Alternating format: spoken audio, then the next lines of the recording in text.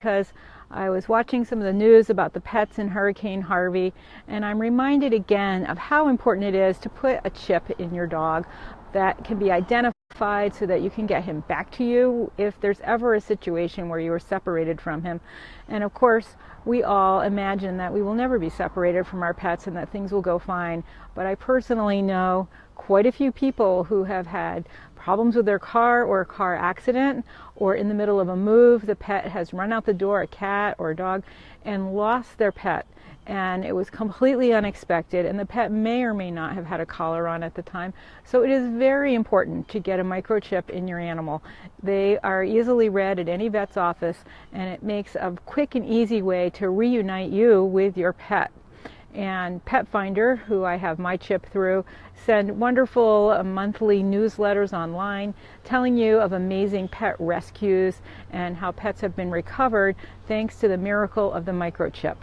And I have to say, I have a friend with a new dog, a year old maybe, that their relationship is, and she did not want to get her dog microchipped. She thought they would never be apart, and she thought that it was harmful to the pet and that it was like putting chemicals in your body, and she thought it was just a bad idea. Of course, meanwhile, she was feeding her dog some really bad food, which we won't get into. However, she was separated from that dog 2 or 3 times. When she got to be about 6 months old, the dog took off through the woods, as many a country dog will do when they're a young teenager exploring the world, and she was scared to death she wouldn't see her dog again. And very important for your peace of mind and for your pet's safety to get a microchip. They are scanning all the pets they're finding around Houston to see if they have a microchip and try to reunite them with their families. And after Katrina, this was a huge problem. So few pets were microchipped because of the economic situation in that area. People just can't afford it. But they are now doing very low cost microchip clinics around the country so that you can get your dog chipped. And in fact, you can even buy a chip kit online for between $9 and $15 and then have your vet put the chip in your dog.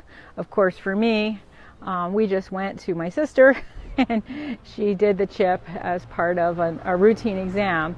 And it really is important, especially if you have a younger pet or an older pet. A senior pet can easily become disoriented and just even wander 3 doors down from you and get caught in a shed, and the neighbor will find him, or the garbage collector will find him, and not know what to do with him.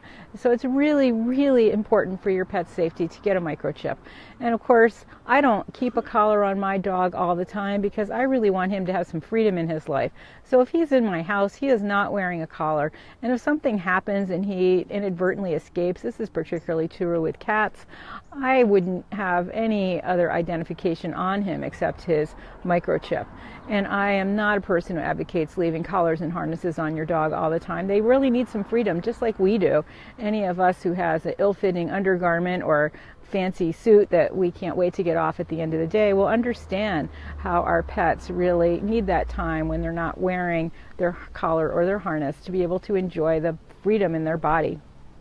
But the microchip is an important part of the pet's safety. So please, if you haven't had your pet microchipped, please think about seriously going out and getting a chip for your pet, cats and dogs.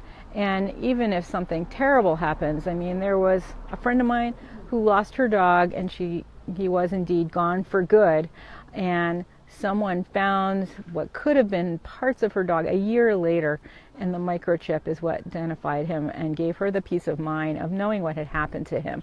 So it is really a good idea to get a microchip in your pet. Tristan has a microchip, but of course he's a service dog, and he is never away from me, really.